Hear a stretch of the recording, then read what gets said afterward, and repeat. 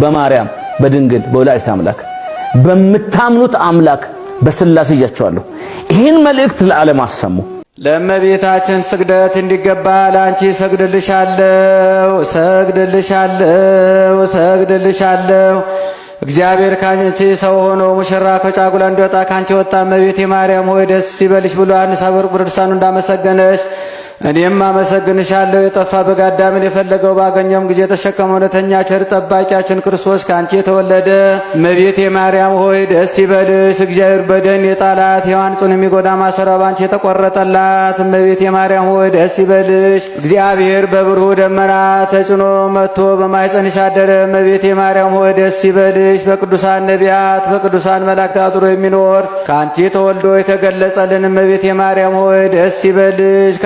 ከመንፈስ ቅዱስ ጋር የምንሰግድለት ቃል የሚባል እግዚአብሔር ባንቺ ባህሪ ካንቺ ወለድ ዘንድ የወደደሽ እመቤቴ ማርያም ሆይ ደስ ይበልሽ። እኔ ለምእመናን ወንጌልን የማስተምርለት የጌታ እናቱ እመቤቴ ማርያም ሆይ ደስ ይበልሽ።